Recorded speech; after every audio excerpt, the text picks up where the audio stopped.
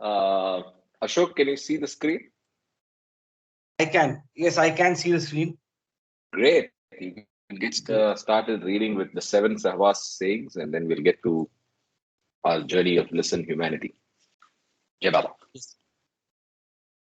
Avatar Meher Baba ki Jai. 7 Sahava sayings. 1. Desire for nothing except desirelessness. Hope for nothing except to rise above all hopes.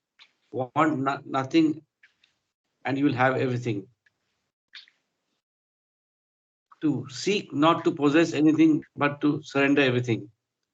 Serve others with the understanding that in them you are serving me. Be resigned completely to my will, and my will will be yours. Let nothing shake your faith in me, and all your bindings will be shaken off. 3. Real happiness lies in making others happy. The real desire is that which leads you to become perfect in order to make others perfect. The real aim is that which aims to make others become God by first attaining Godhood yourself. Avatar Meher Baba ki. Wait. Sorry. Jai Baba. 4. Be angry with none, with none but your weakness. Hate none but your lustful self. Be greedy to own more and more wealth of tolerance and justice. Let your temptation be to tempt me with your love in order to receive my grace. Wage war against your desires, and Godhood will be your victory. 5. Love others as you would love yourself, and all that is yours. Fortunate are they whose love is tested by misfortunes. Love demands that the lover sacrifice for the beloved. Real living is dying for God. Live less for yourself and more for others. One must die to one's own self to be able to live in all other selves. One who dies for God lives forever. 7. This period of Sahivas is the period of my suffering and helplessness. My glorification will follow my humiliation. Avatar Meher Baba ki Jai. Avatar Meher Baba ki Jai. Thank you so much for the reading. And welcome back, everybody. So, we are at the first chapter in part 2, and we were reading, and we stopped last week at page 108. So, any points of discussion before we continue?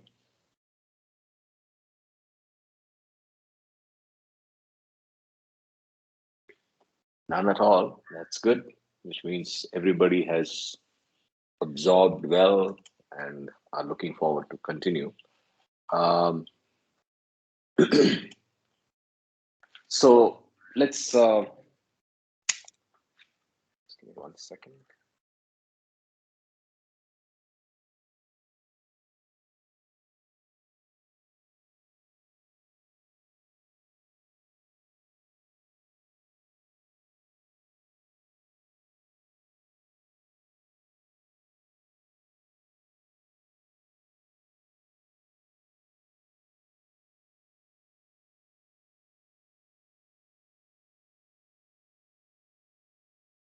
So the chapter again is the first one. If we make in any journey for into understanding spirituality, it's to understand the nature of death and immortality. So let's continue from 108, and I start. It's on para 3 that I'm starting. The samskara-ridden ego mind can never attain any real poise. It vacillates in constant rhythm to the alternating dominant sanskaras. Consciousness can attain true poise only when the ego mind with all its attendant sanskaras terminates. This is effected through the emergence of the unlimited an ultra-sanskaric individuality that comes into its own upon the inheriting of consciousness, eternal existence, which is true immortality. I'll repeat the last line of this paragraph. This is effected through the emergence of the unlimited and ultra-sanskaric individuality that comes into its own upon the inheriting of consciousness, eternal existence, which is true immortality. So I think, I hope the sentence is clear. The infinite poise of consciousness in realization should not be confused with the semblance of sanskaric equilibration that is approached by the limited ego mind in discarnate life in the hell or heaven state. Such ineffable poise is unapproachable by the full consciousness in man as long as it remains clouded by the slightest traces of the limiting ego mind. At the time of taking on a new physical body, the good and the bad sanskaras of the individual are almost in balance. However, there is always a slight ascendance at this time of either the good or the bad sanskaras. They are never in perfect balance, nor do they in any manner overlap or cancel one another. Complete poise can exist only when the two opposite classes of sanskaras are so qualitatively and quantitatively opposed that they exactly cancel one another. I'd like to take a pause here and ask for those of you who remember from beams, do you remember the use of the word poise there as well? So I distinctly remember the reference to poise. In fact, Baba, when he talks about the inner journey of the soul and where you're talking about even the first soul getting towards God realization, he says the two requirements for the spiritual journey and progress is, anybody who remembers? And it's, of course, one of them is poise. Now I've given that away. So the two things are, he says, inner poise, and the second is adjustment with the master.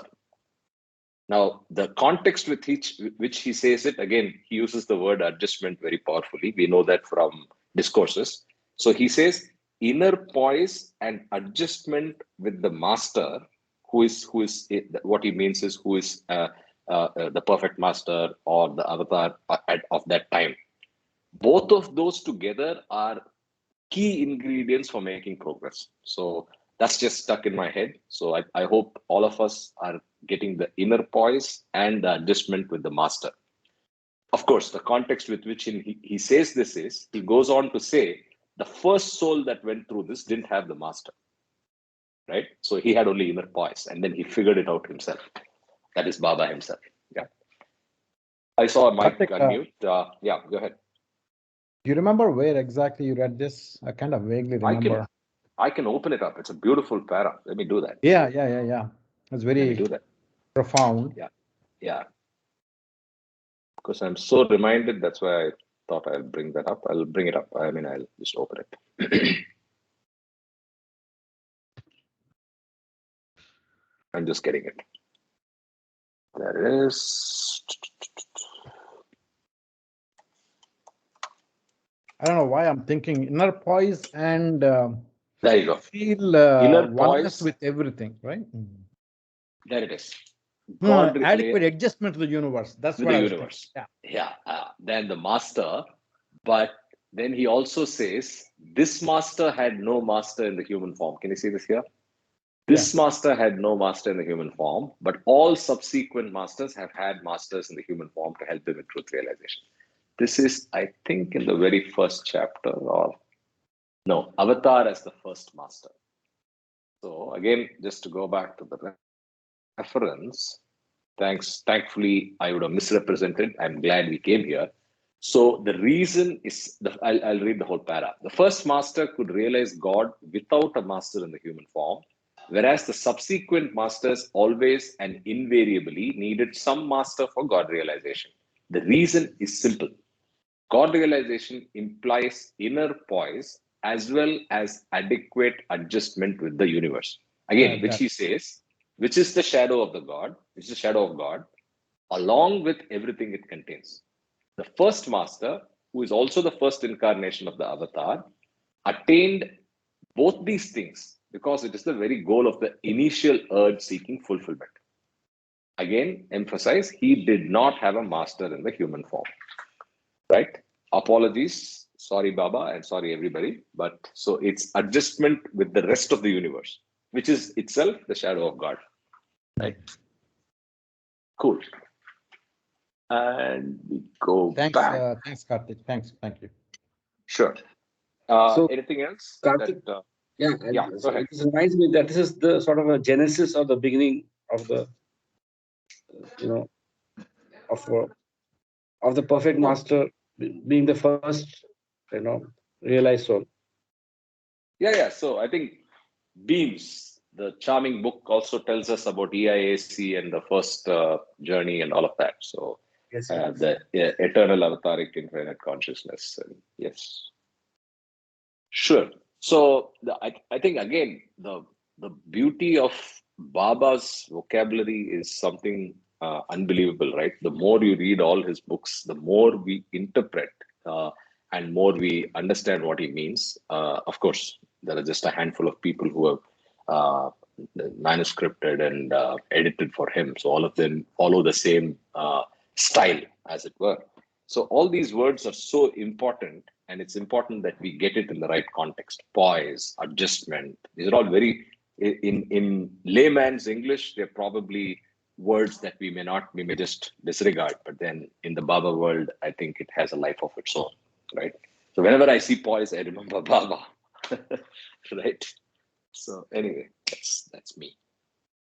So yeah, so we understand that complete poise can exist only when the two opposite classes of sanskaras are so qualitatively and quantitatively opposed that they exactly cancel one another. And I continue. When opposite sanskaras are not only equal in strength, but also are in exact qualitative opposition, they cancel each other and can no longer act as a semi-automatic subjective propelling forces, but are transmuted into consummate understanding that is free from opposing reactions to life. This is the state of liberation. So maybe we read that again. Again, beautiful use of words, but more importantly, profound message here. So let's read that last line again. When opposite sanskaras are not only equal in strength, but also are in exact qualitative opposition. So quantity is equal and qualitative opposition is equal. They cancel each other and no longer act as a semi-automatic, subjective propelling forces. Again, there's an editing issue, but Mama gave me a better version. I should have used that. I'm sorry. So he gave me a version which is probably scanned from the physical book, and that didn't have the couple of bloopers that we saw when we were reading last time. In last Sunday's read, obviously there were some grammatical errors that we found in the PDF text. By the way, this PDF text is from the trust websites, but what he had was a copy from, I think, off-market copy made from scanning the physical book, which obviously didn't have those errors. Interesting, but true. Okay, so when opposite sanskaras are not only equal in strength but also are in exact qualitative opposition, they cancel each other and can no longer act as a semi-automatic subjective propelling forces, but are transmuted into consummate understanding that is free from opposing reactions to life. This is the state of liberation.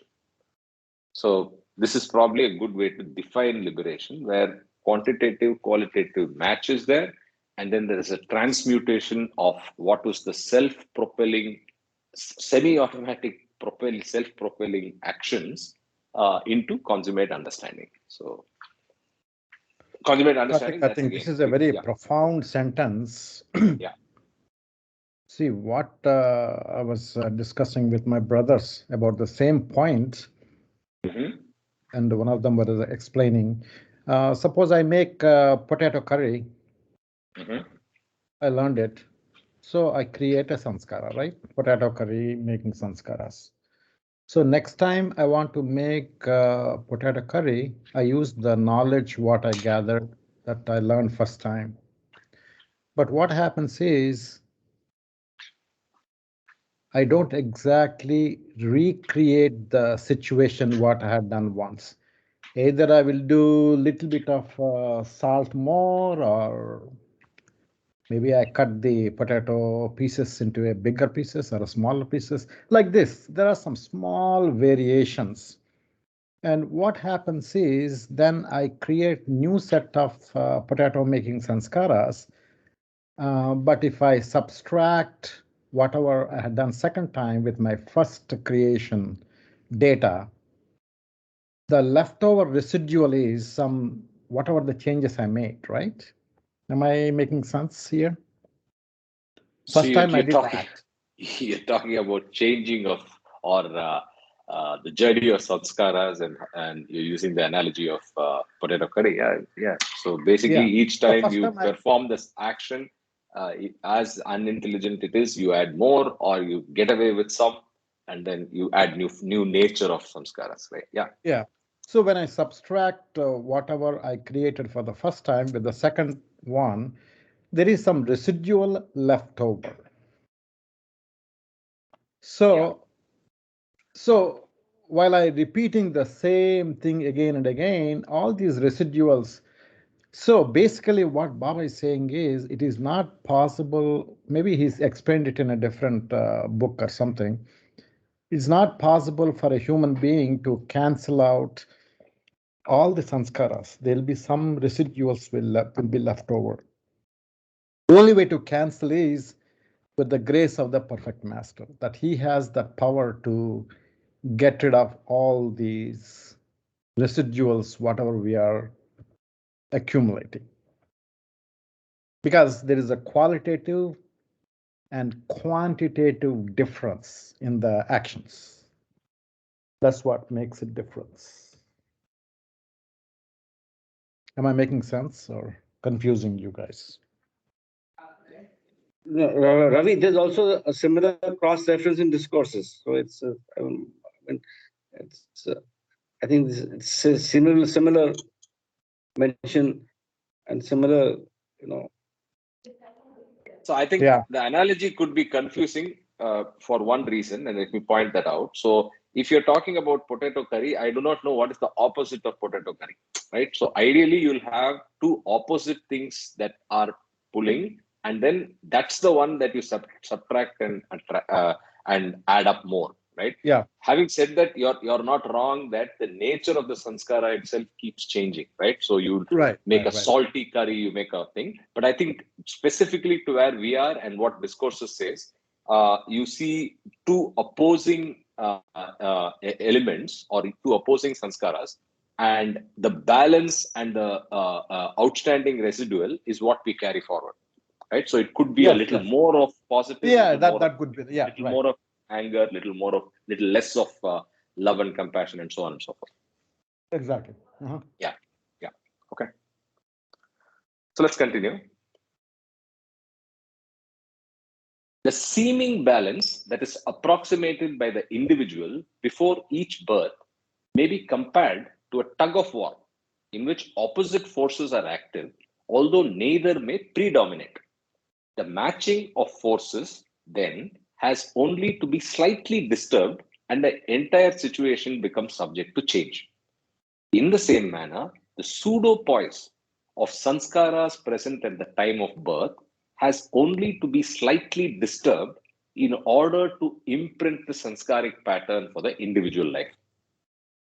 In the state of realization, the opposite types of sanskaras interpenetrate each other in such a manner that they cease to exist as opposing forces. The resultant is not a state of sanskaric tension, but a state of complete internal neutralization in which the sanskaras have ceased to exist as propulsive elements.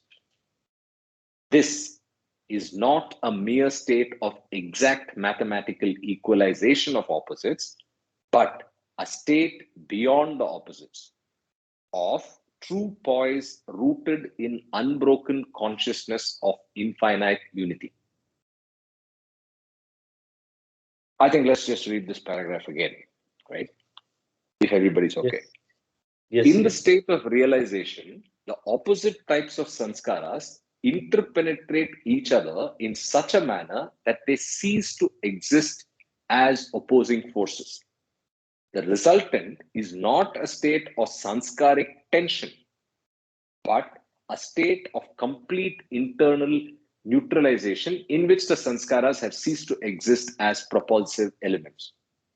This is not a mere state of exact mathematical equalization of opposites, but a state beyond the opposites of true poise rooted in unbroken consciousness of the infinite unity.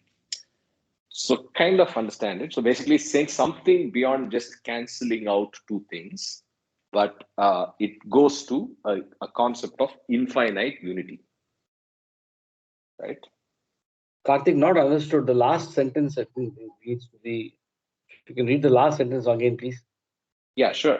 This is not a mere state of exact mathematical equalization of opposites, but a state beyond the opposites, of true poise rooted in unbroken consciousness of infinite unity.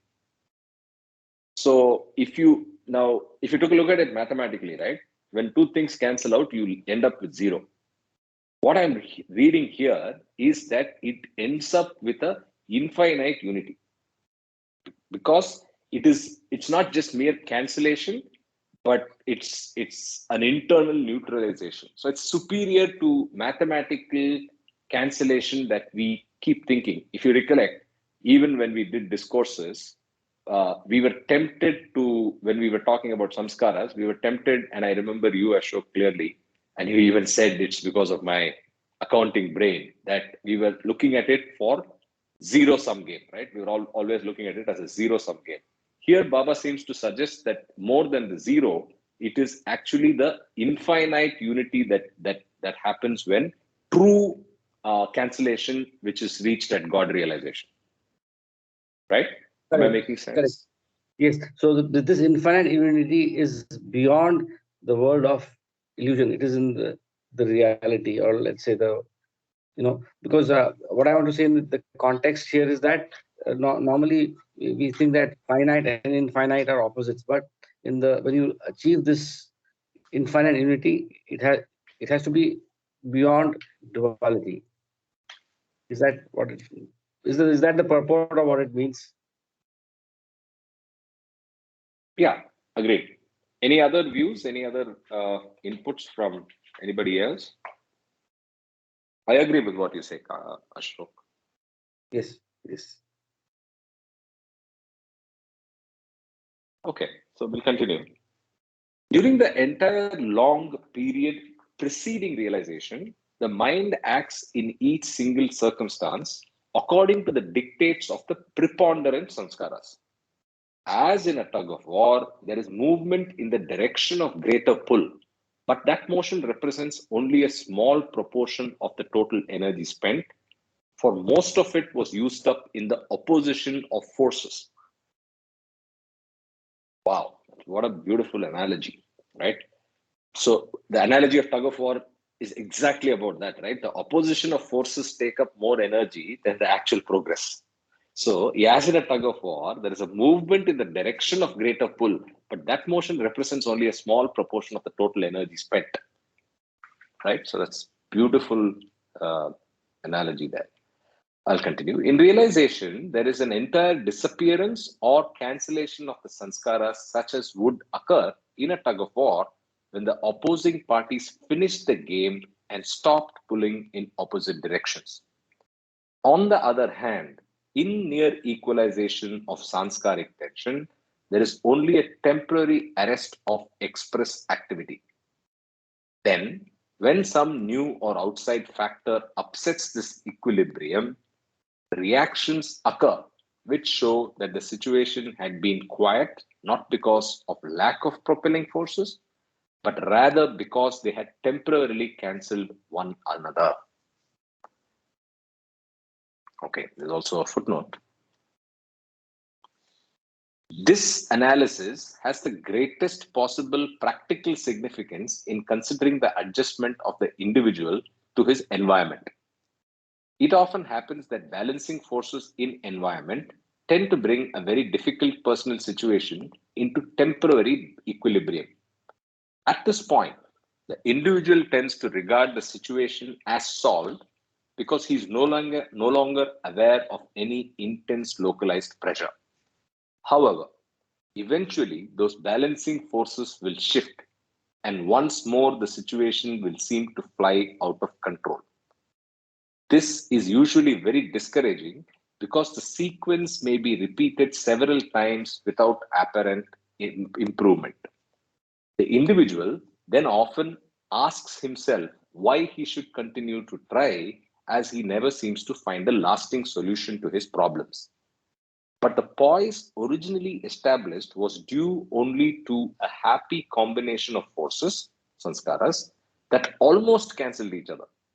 Final release comes as the basic motivating forces are dissolved and reabsorbed in the process of ultimate realization. This may seem a discouragingly remote solution to the pressing problem of the moment, but in such a final solution, the answer is complete and the poise absolute, because the forces themselves have been annihilated and lost.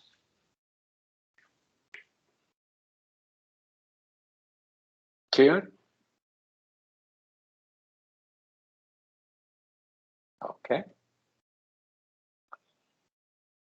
Now we are at the annulment of sanskaras. With the annulment of the sanskaras, the individual is freed permanently from all sanskaric determination.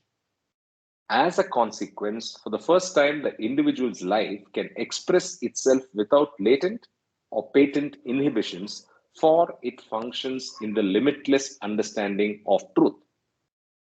This true poise of realization, which admits no further possibility of disturbance through resurrection of any limiting tendencies, can only be obtained while the individual has a physical body. It can never come through the speeding up processes of one-sided sanskaric exhaustion that takes place in the hell state or heaven state.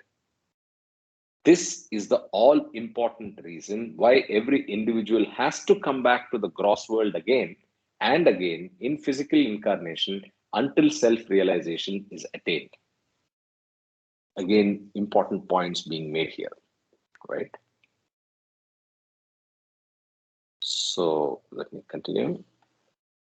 Alternating links of the continuous chain of individual existence consist of incarnate and discarnate lives forged from periods of birth to death and death to birth. Only in God realization can life be freed from the shackles of limited individuality. Only in God realization does the tenacious chain of recurrent incarnations reach final fulfillment and termination. It is a state of eternal existence free from birth or death. It is true immortality or deathlessness by virtue of the fact that it is above the birth and the death of the body. True immortality is not the survival of the limited individual in the period following the death of the physical body. It is true that the ego mind persists unscathed through death, but the individual cannot and does not thereupon attain to final freedom from birth and death. Survival should not be confused with deathlessness, which is true immortality. The chain of alternating incarnate and discarnate life is only a survival of consciousness plus ignorance, and ignorance makes true life impossible. The key takeaway here is that you make some sanskaric adjustment, and so if you see the highlighted paragraph, that's the key takeaway there. So it can never come through the speeding up processes of one-sided. So there is a possibility of one-sided sanskaric exhaustion that takes place in the hell state or heaven state. Hell state or heaven state, in as per discourses, is a period of intense reflection. More than intense, the word used by Baba is vivification, where you see it more vividly. And there is also a possibility of one-sided sanskaric exhaustion. So you actually make certain progress based on that vivification, a vivified reflection that you do, and you measure yourself. And at that point, you probably make certain progress in canceling or in adding more, either way, right? But then that's not the end, right? You still have to come back to physical form to get to actual self-realization. Very interesting. Okay. Life in ignorance is the very negation of existence in truth. It is so basic a curtailment of true existence that when judged by the standards of true existence in eternity, it had best be termed a continuous death. Only in realization is consciousness emancipated from the tyranny of this continuous death, which nullifies the true life in eternity. And only in liberation can consciousness arrive at true immortality, which lies beyond all curtailment and obscurity. The individual who has achieved realization of the truth is initiated into eternal and unlimited life, for the limiting ego mind, with all its attendant sanskaras, has undergone a death that is final. In this process, the limited individuality is shed and the soul is invested with unlimited divine individuality. This may be termed a journey of the soul, but it is by no means the first journey. The first journey consisted in the evolving of consciousness through the evolutionary process, starting in the most rudimentary subgaseous forms and ending in the attainment of full consciousness in the human form. This journey extends from the initial attainment of consciousness by the individual soul to birth of the limited human individuality in which full consciousness has been achieved, but a consciousness still clouded and ridden with sanskaras. The second journey of the soul consists in the involution of the now fully evolved consciousness through the removal of clouds of sanskaras. The removal requires the effort of numberless lifetimes and lasts from the birth of the limited human individuality to its termination in the unlimited truth. This second journey brings the individual to the unlimited and untrammeled state of infinite existence or immortality, and is considered in great detail in chapter 6. The terminus of this journey is known in Sufi literature as fana fila, the final annihilation of the limited ego in the conscious state of God. At the end of the first journey, the soul becomes conscious of Maya, or the illusion of duality. This domain of Maya has only imaginary existence. The entire universe, thus, in reality, is only a zero, but this zero exists for the fully evolved consciousness of the individual human being. I have a question here. I'll just go back and see.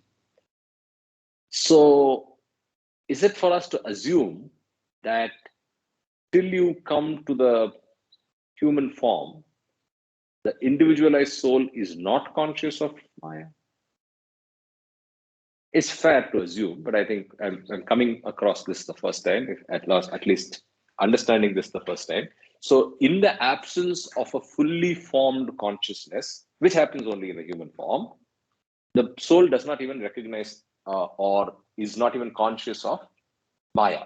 So it's just going through the motions in its rudimentary forms of consciousness, starting from the gaseous forms and right to all the seven kingdoms. So that's an interesting point. Yeah. You know, a dog doesn't know that it's a dog, right? It just Yeah, exists. Animal exists. That's it. By instincts. correct. Correct. Whereas once we reach the stage of human being, our intellect starts working. We know we are human being, and the animals are lower stage. When we read, we can understand that. That's probably we understand Correct. it. So in the app, what is the test for something? So when do we become conscious of existence and when we don't? The dog is a good analogy. You're saying it doesn't know. So what is the test to say that I know illusion exists? I mean, illusion doesn't exist. What I mean is I become conscious of illusion. See, I'm just initially, probing deeper. Yeah. yeah. See, initially, we don't even know that. We just think and go by instincts initially.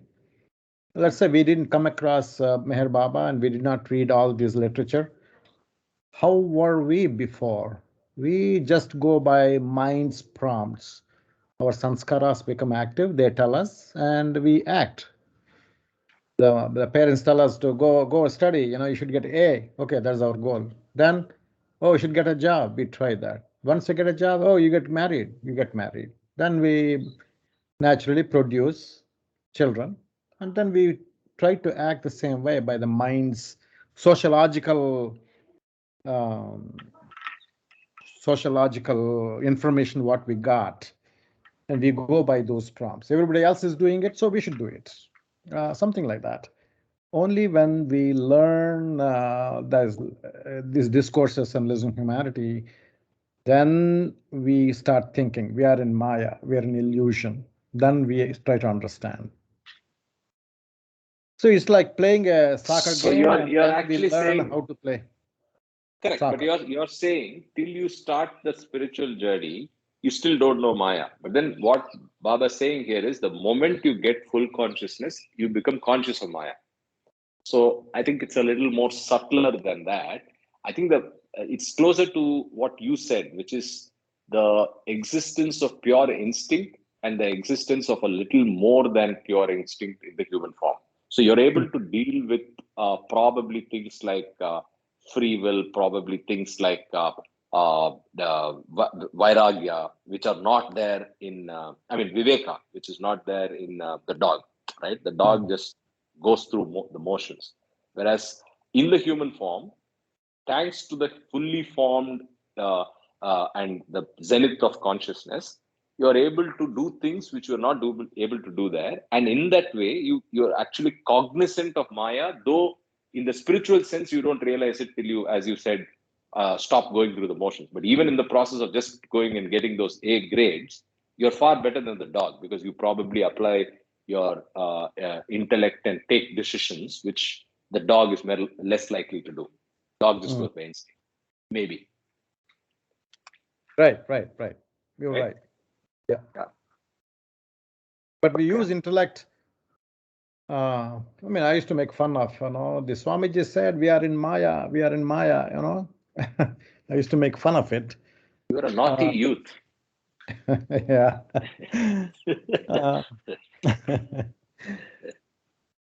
Yeah. You had a girlfriend called Maya? No? But now we are having a clear picture after reading discourses, Baba's literature.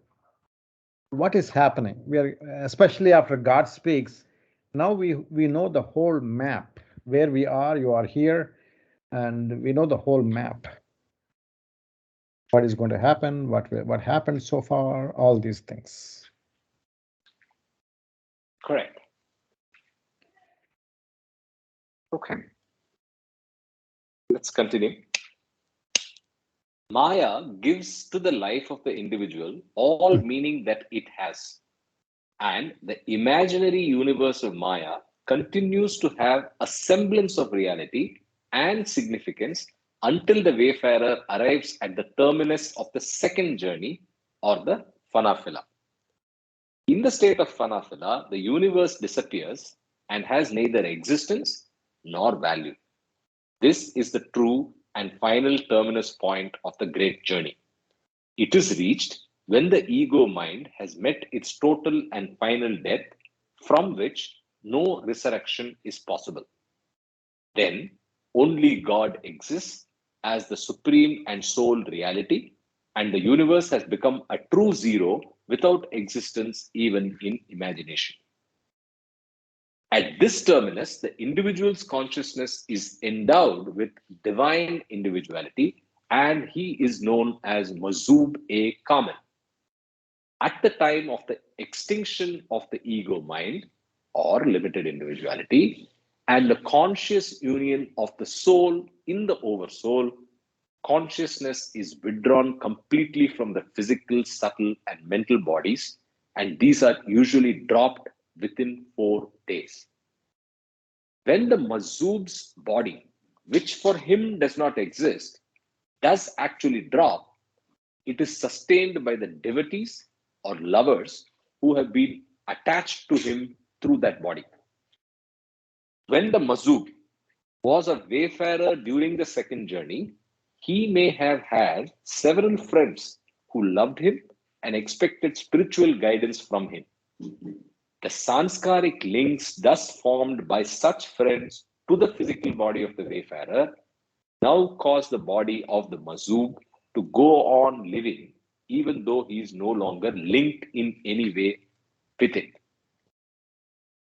The bhaktas or devotees of the Mazub provide sustenance for his physical body, which keeps on functioning automatically, and by their link with it, the devotees derive much spiritual benefit. But all this activity of the body is completely automatic and involves no conscious interest on the part of the Mazub. After the purpose of the sanskaric link formed by the bhaktas to the physical form of the Mazub has been fulfilled, the body of the Mazub ceases functioning and is dropped.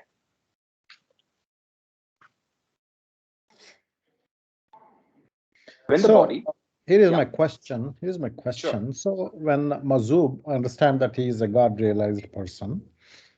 So they have a physical body. So it means he has body sanskaras, right? Are they gross or are they yoga sanskaras? I mean, he has yoga sanskaras because he has got the universal mind. And he experiences infinite bliss, knowledge, and power. And but he still has body, physical body. So I'm trying to understand the physical body connected with the gross sanskaras. I mean, we are at the gross level. I have a body and I have a gross consciousness, right? So these people, Mazubs, they have a physical body. They eat. Although they don't need to eat, somebody will help to eat. They don't sleep, but they have walking, right? They walk. I'm just trying to understand. Do you have any idea, Karthik? No. In fact, I think here he's specifically talking about post-death or post-physical death, isn't it? No. Mm-hmm. See, in the last sentence, the body of the Mazub ceases functioning and is dropped, right? Correct. Before that, yeah. Go ahead. See, the one paragraph before the last sentence. After the purpose of sanskaric link formed by the bhaktas to the physical form of the Mazub has been fulfilled, the body of the Mazub ceases functioning and is dropped. Until then, he has the body. Correct. And then he gets, his consciousness becomes one with the universal consciousness. So The sentence what you about to highlight was sanskaric links thus formed by such friends to the physical body of the wayfarer now cause the body of the mazub to go on living, even though he is not longer linked in any way with it. So, like you said, he's making a specific reference only to those 4 days, what I'm understanding. So let's read from this point again. At this terminus, the individual's consciousness is endowed with divine individuality, and he is known as Masub A Kamil. At the time of the extinction of the ego mind or limited individuality and the conscious union of the soul in the oversoul, consciousness is withdrawn completely from the physical, subtle, and mental bodies, and these are usually dropped within 4 days. Now, he's not referring to physical death again. Let's be clear. He's only referring to the extinction of the ego mind and the actual act or the process of God realization. Okay. At that point, he says, when the Mazub's body, which for him does not exist, does actually drop. This is death. Dropping of the body in Baba's language is death. When the Mazub's body, which for him does not exist, does actually drop, it is sustained by the devotees or lovers who have been attached to him through that body. Then he goes on, when the Mazub was a wayfarer during the second journey, he may have had several friends who loved him and expected spiritual guidance from him. The sanskaric links thus formed by such friends to the physical body of the wayfarer now cause the body of the Mazub to go on living even though he is no longer linked in any way with it. The bhaktas or devotees of the Mazub provide sustenance for his physical body, which keeps on functioning automatically, and by their link with it, the devotees derive much spiritual benefit. But all this activity of the body is completely automatic and involves no conscious interest on the part of the Mazub. After the purpose of the sanskaric link formed by the bhaktas to the physical form of the Mazub has been fulfilled, the body of the Mazub ceases functioning and is dropped. Now, this is very confusing. So, now there are two droppings that he's talking about. There's a drop that he's talking about here, right? That and this are same, after, Karthik. No, it's not. Above dropping the body and the below dropping body is the same thing. In between, he is explaining. Is it? Yeah. Or so because he's also, so there are three things that that are overlapping here. So he says that these are usually dropped within 4 days. So after God realization, the bodies, the completely consciousness withdrawn completely from the physical, subtle, and mental bodies within 4 days. That is here. Okay. That is for the when he reaches God realization. Then he goes on to say, when the Mazub's body, which for him does not exist, does actually drop, it is sustained by the devotees or lovers. So maybe you're right. So this is Mazub Kamil is after the self-realization and 4 days. For him, the body does not exist. But the body is sustained automatically without sanskaric determination by the sanskaric determination of those closed ones and devotees that he has. And that goes on till all those sanskaric links are fulfilled. Is that a way to understand this? Actually, his everybody has a nature, right? This is the second journey he's talking about. So the second journey is once he has become a Mazub, the other point is to become Jivan Mukta. That is the second journey. And in God Speaks, the nature of this Mazubi Kamil depends on the Prarabdha. Whatever the nature he had all along during the being a human being level, he had certain characters that has been coming along throughout the human being level. I think he's probably has that nature, retains that nature until he has the physical body. And I'm not understanding this friends to the physical body of the wayfarer. Not sure. Karma. You've been silent all along. What's going on? They're in the call or not? You want to jump in here to help us understand Mazube Kamen?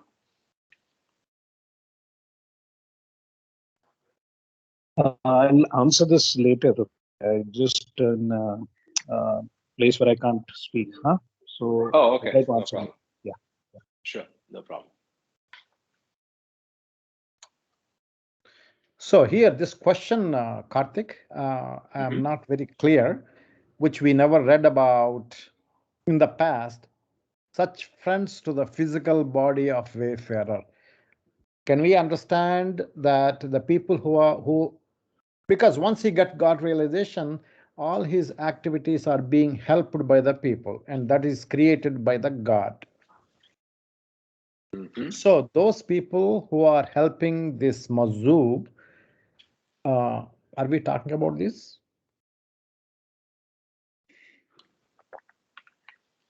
Yeah. Probably. Yeah. So I think I'm just going to mark out this section as unclear, and given what I was thinking about one incident where in Bombay, this God realized person is there, this Mazub is there, and one guy comes regularly to his house, and he would help him to give bath, or I don't remember. It's very vague memory. And then he would feed him, change his clothes, all those things. And then after he done all these things, the Mazub takes a stick and tries to beat him. Okay. And Baba said even those beatings are very, very helpful for this guy who is helping this Mazub. Even I though think you said that at multiple places. So yeah, I think he says the the Jalalis and their physical abuse of the disciples has tremendous impact, is what he has said. And if you recollect, I think in the early days, the Bombay days, the Manzil days of Manzil-e-Meme days of Baba, I think he was also prone to, physical abuse of beating the close the mandali. Mandali. Yes. There is a book, right, written by what's his name, Abdul. This is a very good book, actually. The Sobs Diaries. and Throbs. No. Who wrote that Sobs and Throbs? I thought it was him. I don't know. Or maybe I'm confused. Ramju Diaries, Ramju Abdullah. Yeah. There's a nice account of their life in Bombay. Manjil Meem. I read long time ago. There's something we can read about it in the future, Karthik. Very good book. Sure. So, Jay Baba. yeah, sure. Karthik, this first paragraph, last line, that is when it is Sobs and body... Throbs. 1 second. I'll just clarify this. So Sobs and Throbs is by Abdul Karim Abdullah. That is Ramju Abdullah. Right. So it's on the Trust website as well. Yeah. So maybe there's another book by him. Ramju's Diaries. That's a very good book. Ramju's Diaries. Okay. All right. Cool. Thanks. Back to you, Ashok. Yeah. Okay. So the first paragraph which you have highlighted, the last line. So when the Mazlum's body, which for him does not exist, does actually drop, it is sustained by the devotees or lovers who have been attached to him through that body. This example which comes to my mind is St. Francis Xavier's body, which is preserved in Goa. Yeah. There's one more point that's coming to my mind, Karthik. Remember in God Speaks, there is one supplement, 7,000 people who are in the immolation period, and each period is, avataric period is 700 to 1400 years, and that is divided into 11 sections, right? Each section, there'll be a perfect master, and there'll be so many mazubs. Out of so many mazubs, 4 mazubs drop the body within 4 days, and certain mazubs play an important role. Do you remember that, Karthik? Yeah, I think you're right, but I don't remember it. You can look it up if you want.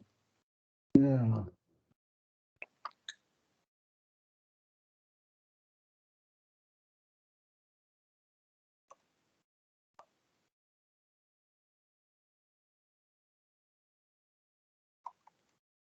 I think it was reference to cycles, right?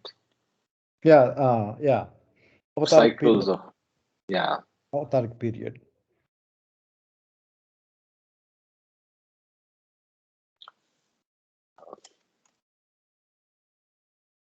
Period.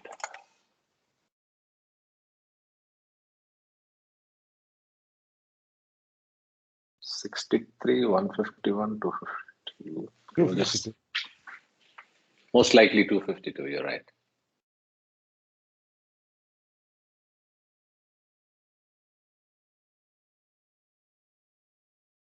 Oh, but then I know what you're referring to. It's basically a tabular representation of the Yeah, numbers of right. souls. Yes, yeah, I know what you're referring to, but I don't know how to get to it. So, It's very close. I think anyway. you're very close. You're very close to it. Okay. Go above.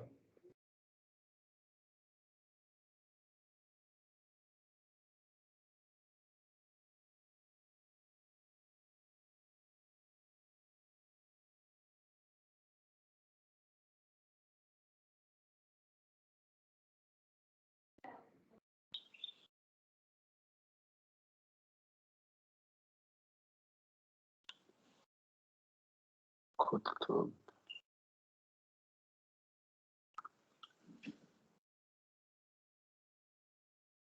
I think it's below, right? It can't be Below, so. probably. Sorry.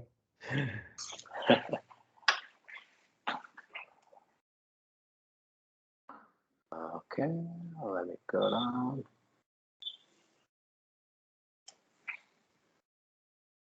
To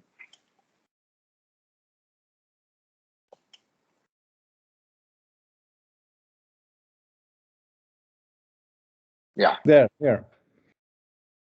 Mazub se Kamil, of Yeah. which 4 leave the body immediately after the Yeah, after realization. realization, within Lead 4 days. cycle of time. Yeah. Yeah, So altogether 3 is left. 5. Yeah,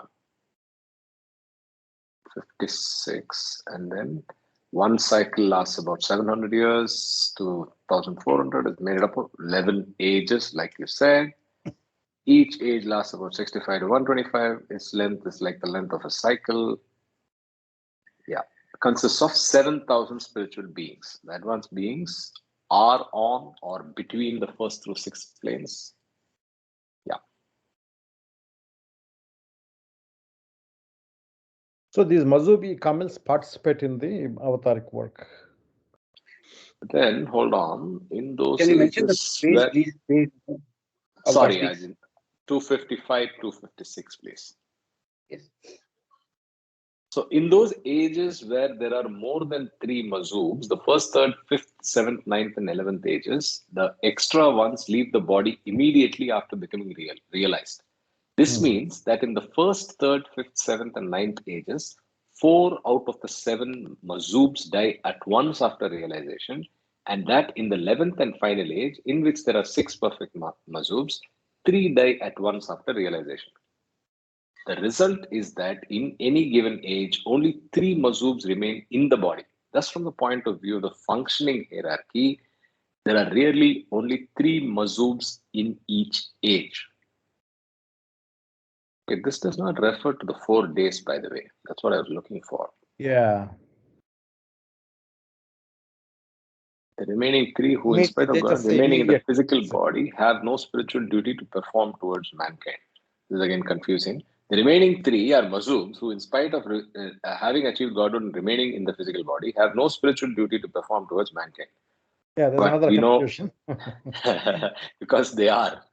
We just read.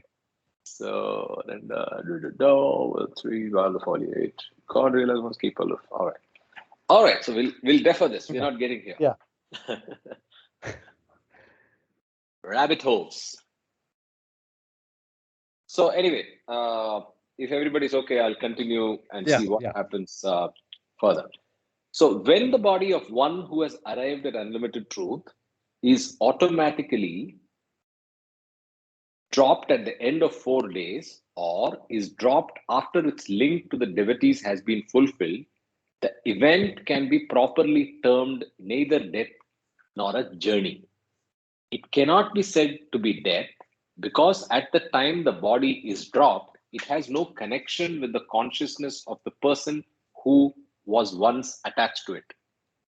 The link with the soul has already been snapped, and the body continues only on the universal flow of divine benevolence. Death is a severance of the connection between consciousness and the physical body, and since in the two cases just described, the body retains no connection with the consciousness, they are not properly cases of death. Nor is it all suitable to call such deaths journeys of the consciousness, for the dropping of the physical body makes no difference to the consciousness that was once attached to it. With or without the body, consciousness remains what it had become upon the complete vanishing of separate individuality, abidingly illumined and infinitely absorbed in truth. If, as occurs in rare cases, truth realized consciousness returns to normal consciousness of the body and of the universe without diminution or curtailment of realization, this event is properly described as the third journey. This third journey is undertaken only by the perfect master, that is Sadgurus or Kutubs, who, upon returning to consciousness of body and universe, establish their divine and unlimited individuality in the apparent world of duality. This state of affirmation of unbounded truth in and through the universe of Maya is known in Sufi terminology as Baka Bila, or abiding simultaneously in God and in illusion. The apparent universe now has existence for the divine individuality, but at this terminus of the third journey, the universe is realized as being nothing and having absolutely no value. The only thing that has real value is God, and the Sadguru sees that the entire universe has no reality in itself and exists only as the apparent manifestation of God. If zeros are placed after the number 1, for example, 100,000, each zero assumes value not because it has value in itself, but because it is placed after the number 1. In the Maya-ridden state, the relative status of the zeros and the number 1 are not realized. The two are confused together so that the zeros which constitute the physical universe are taken to have both existence and value in themselves. Oh my God, this is hairy stuff. Pardon me, but I hope someone can explain this. Those of you who are the math scholars, take over. Let me read again. If zeros are placed after the number 1, that is 100,000, each zero assumes value not because it has value in itself, but because it is placed after the number 1. Clear? In the Maya-ridden state, the relative status of the zeros and the number 1 are not realized. The two are confused together so that the zeros, which constitute the physical universe, are taken to have both existence and value in themselves. In the Fana-Phila state of truth absorption, all the zeros of the entire universe that have been added on to the number 1 have been cut out. Only the 1, which is without the zeros, exists. In the Baka or Sadguru state of truth affirmation in the universe, all the zeros of the universe reappear but they are placed from a mathematical standpoint before the number 1. In this manner of reinstatement, the zeros have existence, but no value, regardless of how many there are. I think this is a beautiful analogy. I get it now. If you see the perfect master, the last para that we read here. So this para is being, this para is what is analogously described with the zeros and ones. The apparent universe now has existence for the divine individuality, but at this terminus of the third journey, the universe is realized as being nothing and having absolutely no value. So the zeros reappear. The only thing that has real value is God, and the Sadguru sees that the entire universe has no reality in itself and exists only as an apparent manifestation of God. This is the reality that is being explained in the thing here. Is that kind of clear? Any discussion? No, it's clear. Ashok, I think mathematically, but I think so. No, it basically means that only the only true existence is of the one and only God, and whether we have zeros before or after, that's all in the. It's not in the realm of reality. In reality, only one exists, and the only one is God. Is what I could understand. Because if you read this paragraph, the paragraph, the apparent universe, the last line, the only thing that has, if you can go to the paragraph, the apparent universe. Sure. Yeah. The only, that is the last line, the only thing that has real value is God. And the Sadguru sees that the entire universe has no reality in itself and exists only as an apparent manifestation of God. So this is being, as you rightly said, explained in the analogy. And so ultimately it is only the number 1 which is important. And that is what I could infer from. So in Phanafila, the number 1 exists and the zeros have no value. So you just recognize and lose sight of the universe, which anyway is 0. Yes. In the rare cases of Bakabila and the perfect master is in perfect balance with the universe as well as his divinity and godhood.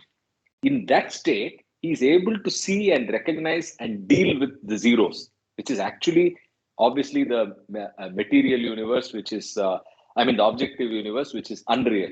But he puts it in place because he gives it the status of being to the left of the 1, and 1 is supreme. I think that's what I get from this. Again, fantastic analogy. Just like the tug of war, this is again a fantastic analogy for. In fact, the tug of war should be something that should get introduced in discourses.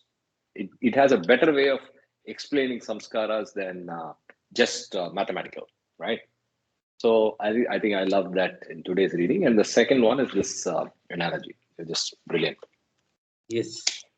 Yes. Cool. Yeah, Baba. Yeah, Baba. Okay. So are we 0? Are we 1? Are we getting there? I don't know. Okay. Let's start from here. So I'll again repeat this. Actually, I can repeat right from here so that we register this correctly. If zeros are placed after the number 1, that is 100,000, each zero assumes value not because it has value in itself, but because it is placed after the number 1. In the Maya ridden state, the relative status of the zeros and the number 1 are not realized. The two are confused together so that the zeros, which constitute the physical universe, are taken to have both existence and value in themselves. In the Phanafila state of truth absorption, all the zeros of the entire universe that have been added onto the number 1 have been cut out. Only the 1, that is the number 1, and all the zeros cancelled out exists. In the Baka, or the Sadguru state of truth affirmation in the universe, all the zeros of the universe reappear, but they are placed from a mathematical standpoint before the number 1. Example, 0, 0, 0, 0, 0, 1. In this manner of reinstatement, the zeros have existence but no value, regardless of how many there are.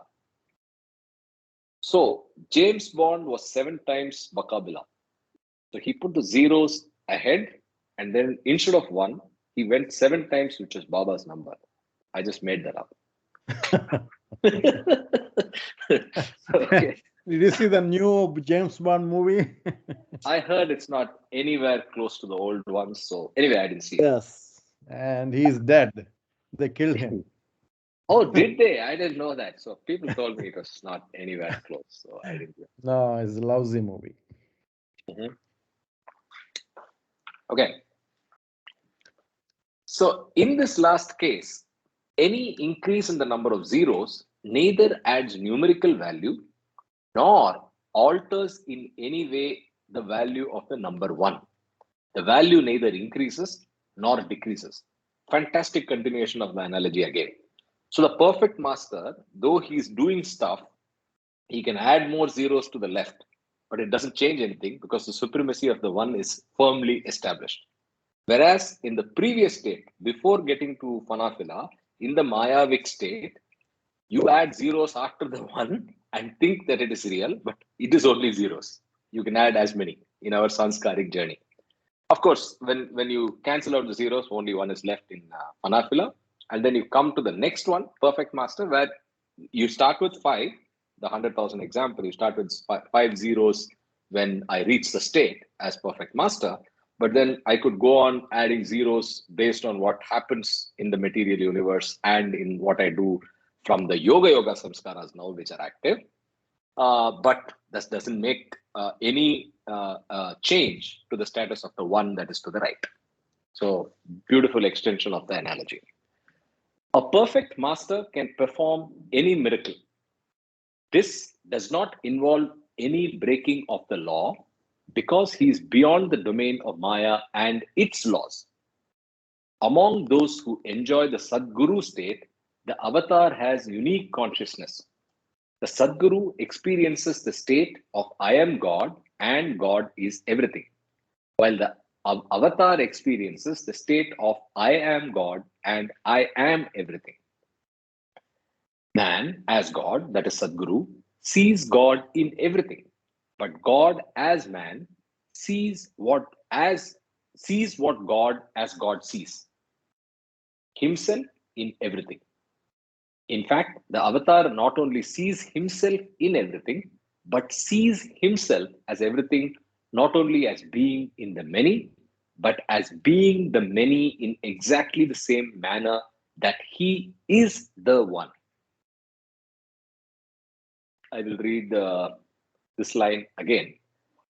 The Sadguru experiences the state of I am God and God is everything, while the avatar experiences the state of God, the state of I am God and I am everything. Man as God, Sadguru, sees God in everything, but God as man, that is avatar, sees what God as God sees, himself in everything. In fact, the avatar not only sees himself in everything, but sees himself with a capital H as everything. Not only as being in the many, but as being the many in exactly the same manner that he is the one. Amazing, right? So we'll continue. When the avatar or the Sadguru drops his body after finishing his spiritual task in the imaginary universe of duality, he retains the God consciousness that is his continuous eternal state. This fourth and last journey of the avatar and perfect masters is the same as the second journey of the Masub-e-Kamil. Their unlimited individualities suffer no extinction in spite of the fact that they are now removed entirely beyond the world of forms. Their individualities persist because their divine unlimited consciousness abidingly remains as the very inalienable nature of the soul, which requires no form for its locus standi. Okay. Sanskaras, or the sanskaric ego mind, can subsist only by attaching itself to some form, but no expressive medium of form is in any way necessary for the existence of divine consciousness. This, the very nature of the soul, is self-sustained. The dropping of the physical body by the avatar or by the Sadguru is not death. For even while he uses the body, he is in no way attached to it and has no sanskaric link with it.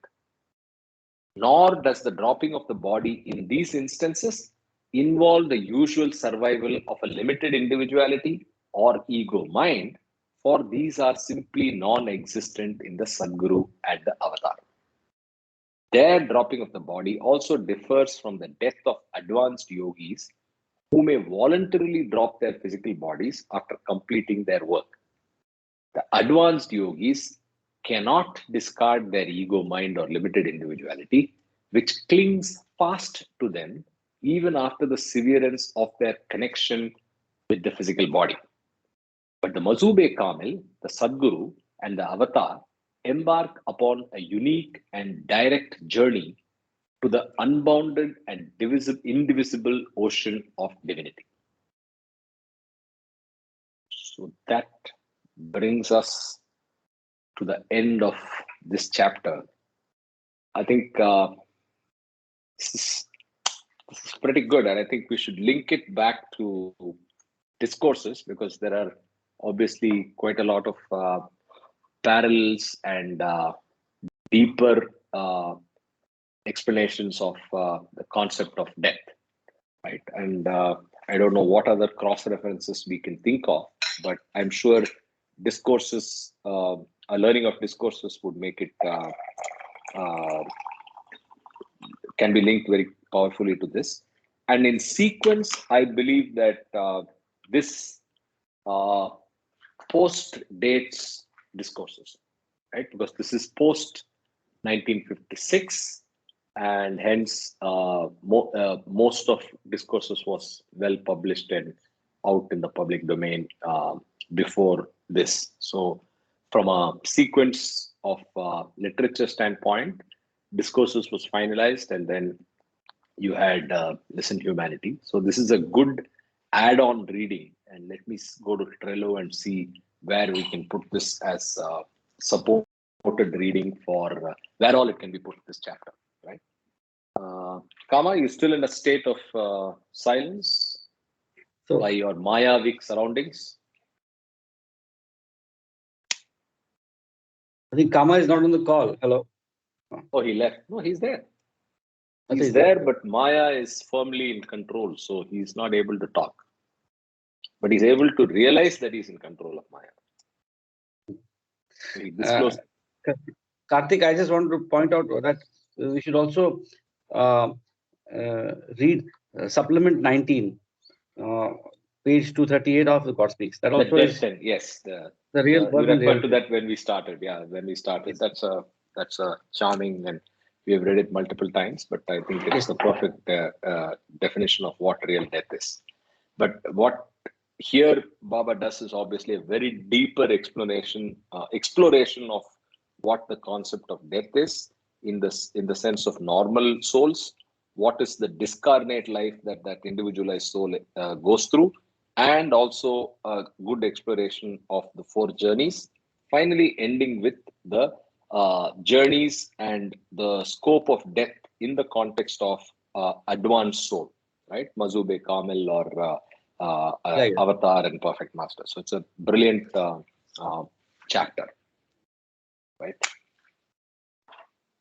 Talking of which, death was pretty close. Mamaji is absent probably today because he had a bereavement. his immediate. I mean, he lives with an adopted family. It's a very long story. He lives with his uncle's family, and the matriarch in that family passed away yesterday. So he's buried right now. Yeah. Yeah. So I think that's why he couldn't make it today. Yeah. So that also gave me an opportunity to run into him. So I met him yesterday at the funeral. Yeah. So how was Thanksgiving, Ravi? You're almost out of time, so I don't want to start a new chapter. Yeah, our you had your new daughters. son-in-law. You had your new son-in-law come over. Yes, my son-in-law, their parents came over. Mm-hmm. They're turkey, no turkey. Americans, right? No turkey, no turkey. We had turkey. All right, there you go. A very interesting thing is my son-in-law became a vegetarian. Oh, really? So potatoes. Yeah.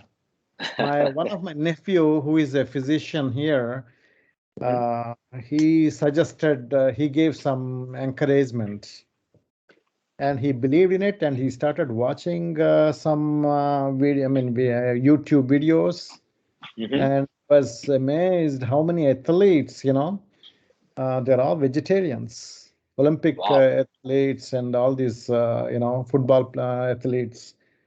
Amazing.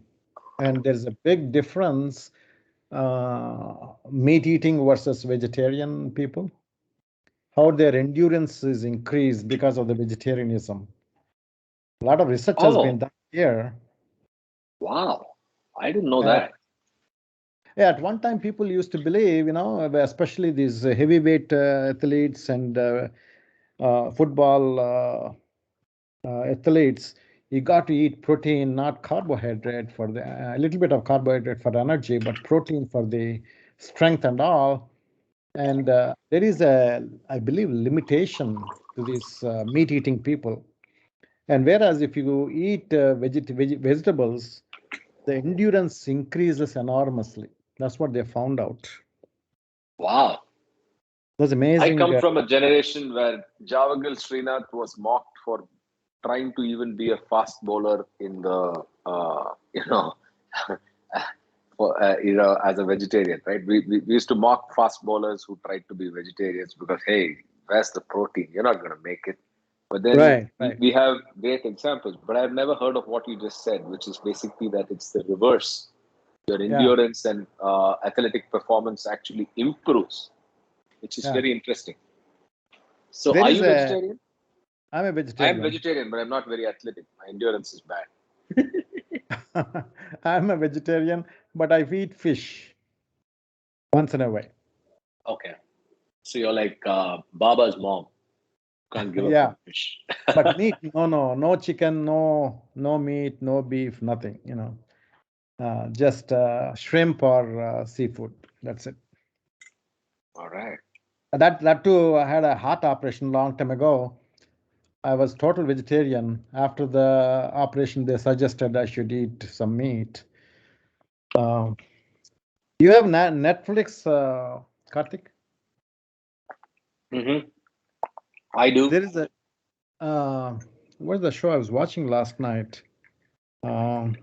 Amazing. All these research is revealed in that. All these big people, Arnold Schwarzenegger, all these big actors and players, they produced this movie.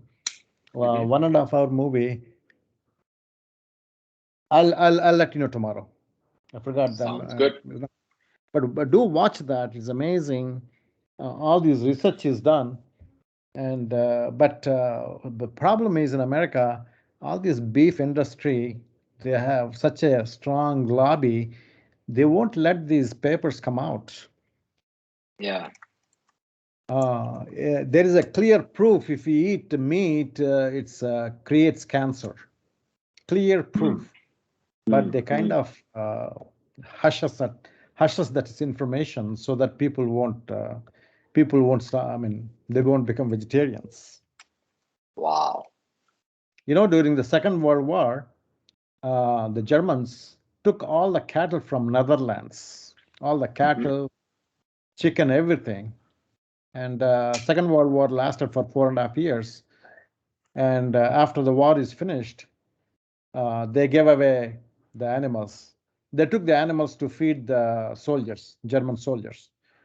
And during the 4.5 times, this cancer dropped dramatically in Netherlands, cancer occurrence. Wow. And after they got the cattle back, cancer became to normal trend. Very That is a interesting. clear evidence.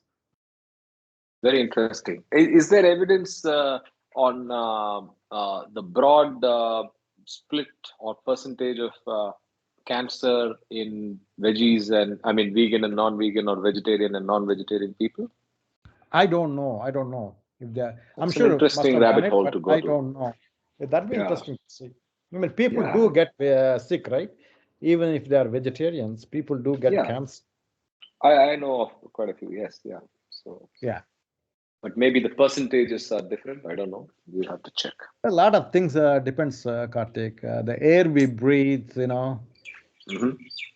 that makes a difference. The food we eat, even the grains, all the fruits we eat, how many chemicals they put on to make these fruits so beautiful so that you buy on the market. Yeah. All these chemicals, they go in and they are the one which is causing cancer, which we don't know. Sure. Yeah. So, on that note, we are almost out of time. Anybody wants to say anything else, or we can wrap up a few minutes earlier? Tomorrow, we start the next chapter, which is chapter 2, cycle of sleep and waking, in the part 2. Again, a gentle reminder: those of you bask in this beautiful chapter and try to reabsorb what you learned and reaffirm it. There are audio files on the Teams folder. Please pick up this particular part 2, chapter 1. Listen to it, and then that way you can probably get a second confirmation and clarity, as is often the case when you read dense and hairy stuff. But I love today's read. It was great things that we covered. Very interesting. The whole Yes. first chapter is very interesting, I felt. Very, very interesting. Yes, yes. Totally agree. Jai Baba, Karthik. Yeah. The second chapter also has got many takeaways. Many takeaways. I've I think read the it and following chapters are good. Okay, great. Can't wait. So let's unveil, let's learn, and let's do it together. So no news from Sanjay. Maybe he's still traveling, but he's had a fun time. I mean, imagine going exactly on the day. So it was very nice to see that experience he has had in Banaras. And we had a great time too when we went there. But the date was something amazing. In fact, I think it was Christmas. So between Christmas and New Year is when we went there in 2018. So there were Christmas celebrations going on in whatever muted manner in Banaras. Banaras is not a Christmas town, but I remember that. Yeah, and the weather was great. Weather was cold and very, very nice. Yeah, and I can't wait I to think go. the Netflix show I was telling about, The Game Changers. Try to watch it. Okay, thank you. The Game Changers. Okay, sure. So on that note, happy Thanksgiving to those of you that are celebrating, and the rest of us. We do our more mundane stuff Saturday, Sunday, and catch up tomorrow to continue the journey of cycle of sleep and waking. All of us are thankful to Baba, right? What else That can we do? are every day. We don't have to wait for Every Thanksgiving moment we have to Day. Yeah. Jai Baba. Jai Baba. Yes, indeed. Yes, indeed. Yeah. Thank you, Baba. Thank you. So on that note, thank you, everybody. Thanks, Jayanti. Thanks, Ashok. Bye, Kama. Hope you are able to speak again. Bye. Yeah.